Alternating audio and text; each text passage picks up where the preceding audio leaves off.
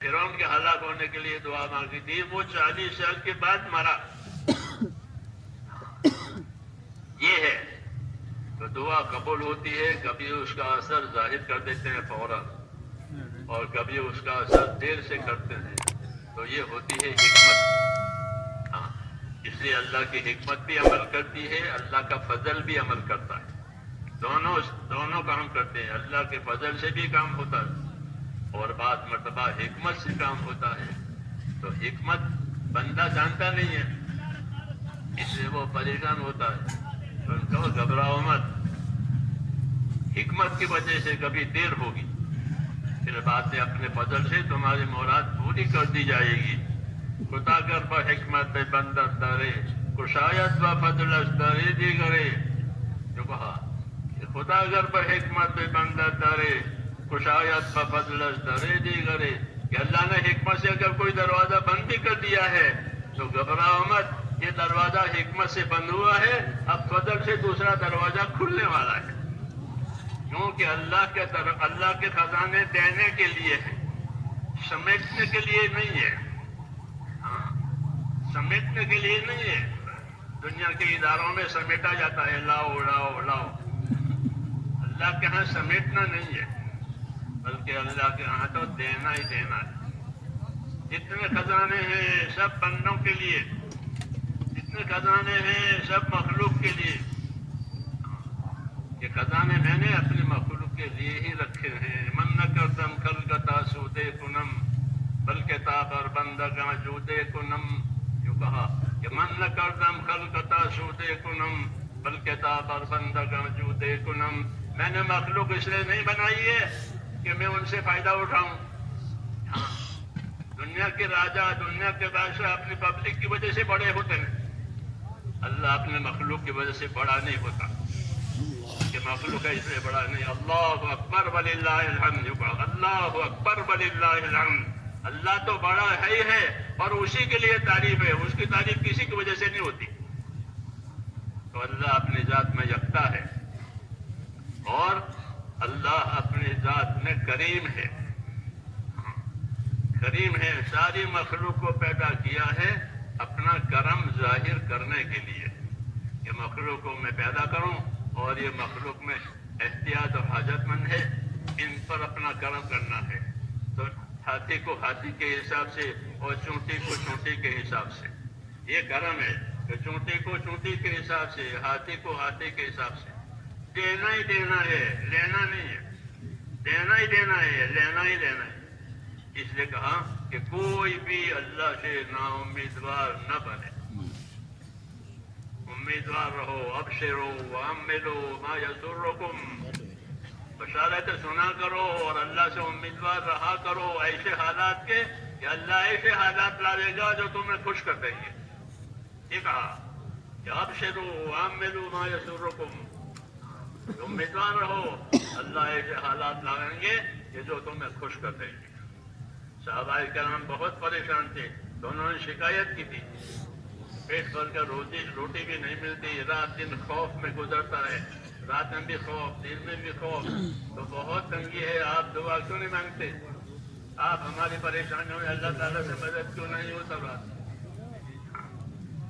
تو ان کو سمجھا دیا گیا کہ ہر چیز کا ایک وقت ہوتا ہے. تم اللہ کی بشارتیں سنو، اللہ سے امیدوار رہو. وَعَمِّلُوا مَا يَسُرُّكُمْ، کہ امیدوار رہو ایسے حالات کے کہ جو اللہ تمہیں خوش کر دیں گے. فَوَاللَّهِ مَا الْفَقْرُ أَخْشَىٰ عَلَيْكُمْ، تمہاری فقیری اور محتاجی کا مجھے اندیشہ نہیں ہے، بلکہ اللہ اپنے فضل سے تمہارے پر دنیا پھیلا دے گا، دنیا کی نعمتیں پھیلا دے گا. ہاں، یہ کہا.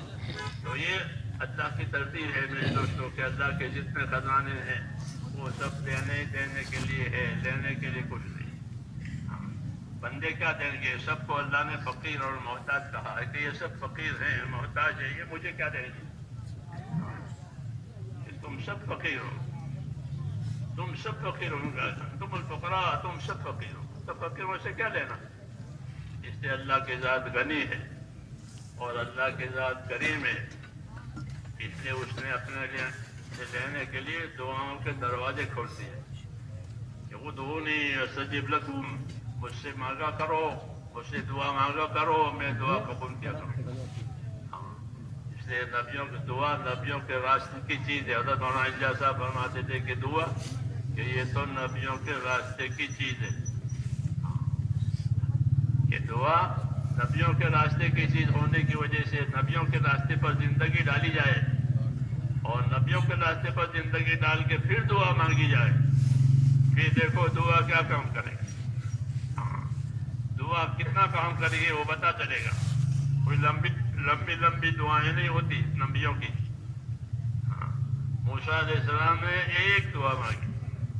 جب وہ مصر سے بھاگے ہیں ان کے قتل کے وارنٹ چھوٹے تو وہ مصر سے بھاگے اور شعیب علیہ السلام کے علاقے میں آئے. مدین کے علاقے میں وہاں کوئی پہچان نہیں تھی. جنگل ہے، لوگ اپنے جانوروں کو پانی پلا رہے ہیں. تو اس میں انہوں نے لوگوں کو مدد کی پانی پلانے والوں کو. اور چونکہ یہ اخلاق ہوتے ہیں نبیوں کے، نبوت ظاہر ہونے سے پہلے اخلاق ہوتے ہیں، نبوت ظاہر ہونے کے بعد بھی اخلاق ہوتے ہیں. نبی ہیں، لوگ پانی پلا رہے ہیں تو جو لوگ پانی پلانے میں کمزور تھے ان کو پانی پلانے میں مدد دی موسیٰ علیہ السلام. اور آئے ہیں بھاگے ہوئے، نہ کھانا ہے نہ پینا ہے نہ کچھ نہیں. ایک درخت کے نیچے بیٹھ کر ایک دعا مانگی. رب انی لما انزلت الی من خیر فقیر. یہ دعا ہے. رب انی لما انزلت الی من خیر فقیر. اے پروردگار جو خیر بھی تیری طرف سے آوے میں آج اس کا محتاج ہوں اور ہر وقت اس کا محتاج ہوں. تیری خیر کا محتاج ہوں. ایک ہی دعا رب انی لما انزلت الی من خیر فقیر. بس یہ دعا تھی کہ دروازے کھل گئے، سارے دروازے کھل گئے. شعیب علیہ السلام کی طرف سے طلبی ہوئی تو شعیب علیہ السلام کے گھر پہنچنا ہوا، ان کے پاس جانا ہوا، پہچان ہوئی. تو انہوں نے تسلی کر دی کہ اب گھبرانے کی بات نہیں ہے. نجوت من القوم الظالمین، تم کو اللہ نے ظالم قوم سے نجات دے دی ہے، اب تم یہاں یہی رہو گے. تو سارے مسائل حل ہو گئے. کسی ملک میں جاویں تو وہاں کی شہریت لینی پڑتی ہے، ویزے لینے پڑتے ہیں، تو وہ سب ہو گیا کہ ہاں یہاں آپ رہیں گے، 8 سال رہو 10 سال رہو تمہاری مرضی ہے. جی ہاں. تو لمبی شہریت مل گئی، پھر شادی ہو گئی.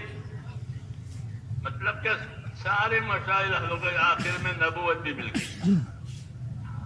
دعا مانگی تھی رب انی لما انزلت الی من خیر فقیر، کہ جو بھی خیر آپ کی طرف سے آوے مجھے اس کی حاجت ہے. تو ساری خیر اللہ نے دے دی. یہ بات قرآن کریم میں اور اس قسم کے قصے قرآن کریم میں اللہ تعالیٰ نے نبیوں کے اس امت کو سنائے. اس امت کو نبیوں والا کام کرنا ہے. اس لیے ان کو نبیوں کے قصے سنائے ہیں، نبیوں کے حالات سنائے ہیں، نبیوں کے ساتھ نصرتیں مددیں ہوئی ہے وہ بھی بتائی ہے. اور نبیوں نے جو کام میں برداشت کیا ہے وہ بھی بتایا ہے، تاکہ ان سب کو اکٹھا کر کے اپنی ذمہ داری پوری کریں. پھر جتنی ذمہ داری پوری کی جائے گی اتنی اللہ کی مدد آئے گی. یہ قاعدہ ہے کہ المعونۃ علی قدر المعونہ، کہ اللہ کی مدد اتنی آئے گی جتنی ذمہ داری پوری کی جائے گی. تو ہمارا کام ذمہ داری پوری کرنا ہے اور اللہ سے مانگنا ہے. اللہ سے مانگنا ہے اور کوئی دینے والا نہیں ہے سوائے اللہ کے. اور دعا کا دروازہ اللہ تعالیٰ نے کھلا رکھا ہوا ہے. ہر حال میں مانگ سکتے ہو، لیٹے بیٹھے چلتے پھرتے، اجتماعی طور پر انفرادی طور پر. اللہ سے کوئی ٹائم لینا نہیں پڑتا. اپنی داد درخواست کے لیے جیسے دنیا کے بڑوں کے پاس ٹائم لینا پڑتا ہے، وہاں کھلا ہوا ہے. جب چاہو مانگو. ہاں جب چاہو مانگو. مانگنے سے خوش، نہ مانگنے سے ناراض. اس لیے اپنا مزاج دعوت والا بھی بنانا ہے تاکہ بندگی کا حق ادا ہو جائے. کیونکہ دعوت بندگی کے حقوق ادا کرنے کے لیے ہوتی ہے. اللہ دعوت دیتے ہیں عبادت کی اور بندگی کی تاکہ بندگی کے حقوق ادا ہو جائے. پھر حق ادا کر کے اپنی محنت مزدوری مانگی جائے. محنت مزدوری مانگی جاوے، محنت کرنے والے کی مزدوری ہوتی ہے، اس کو مزدوری دی جاتی ہے. تو اللہ نے وعدے کیے ہیں مزدوری دینے کے لیے. جی ہاں، کہ یہ کرو گے تو ہم یہ دیں گے، یہ کرو گے. فضائل پہ سارے وعدے ہیں. تو وعدے ذکر کیے ہیں کہ تمہارے عملوں پر ہم یہ دیں گے، تم عمل کر کے خوش رہو. اللہ وعدہ پورا کرے گا، اللہ وعدہ خلافی نہیں کرتا. اس لیے عمل کر کے خوش رہو اور عمل کر کے اللہ سے مانگا کرو. تو ہمارا کام ہے عمل کرنا اور اللہ سے مانگنا. اس کو دعا کہتے ہیں. دعا ہر وقت مانگی جا سکتی ہے، ہر حال میں مانگی جا سکتی ہے، لیکن اس کے طریقے ہیں. اس طریقے سے مانگی جائے تو وہ زیادہ قابل قبول ہے. ہمارے نبی نے ہم کو طریقے بتائے ہیں دعاؤں کے، کہ دعا مانگنی ہے تو کس طرح مانگنی ہے.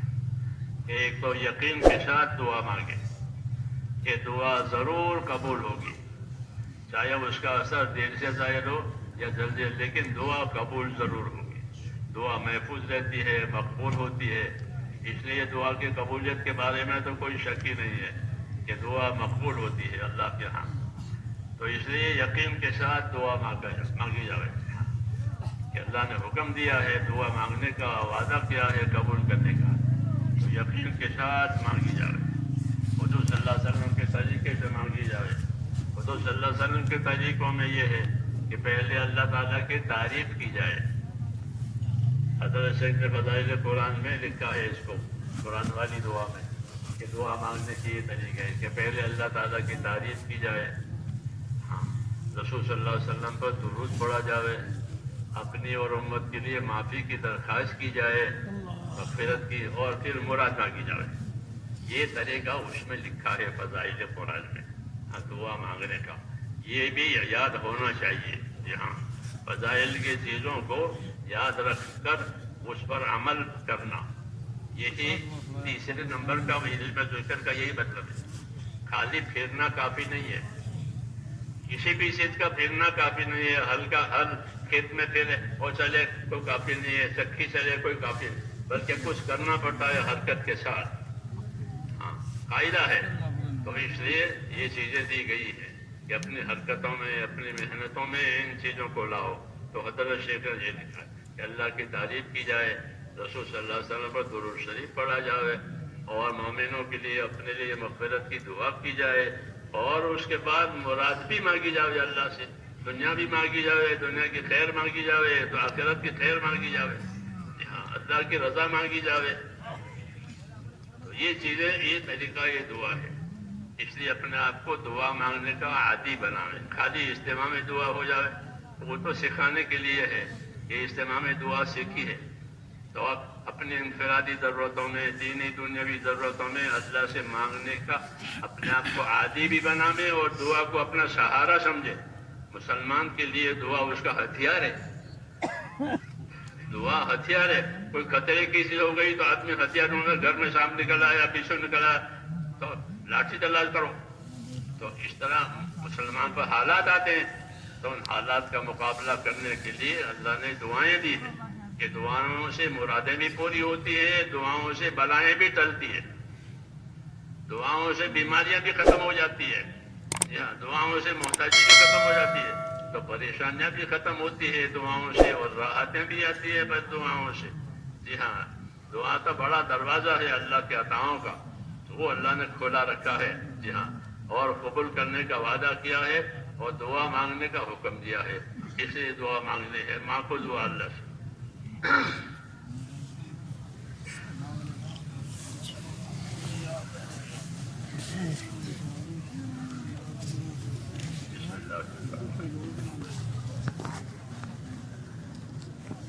اللهم لك الحمد كله ولك الشكر كله ولك الملك كله بيدك الخير كله إليك يرجع الأمر كله لا إله إلا الله وحده لا شريك له له الملك وله الحمد يحيي ويميت وهو على كل شيء قدير.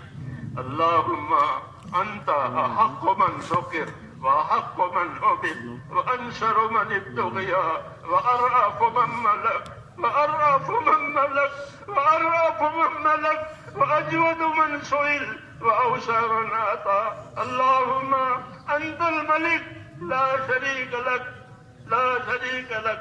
اللهم أنت الملك لا شريك لك ولا ند لك. لا إله إلا أنت سبحانك إني كنت من الظالمين. لا إله إلا أنت سبحانك إني كنت من الظالمين. لا إله إلا أنت سبحانك إني كنت من الظالمين. ربنا صل على سيدنا محمد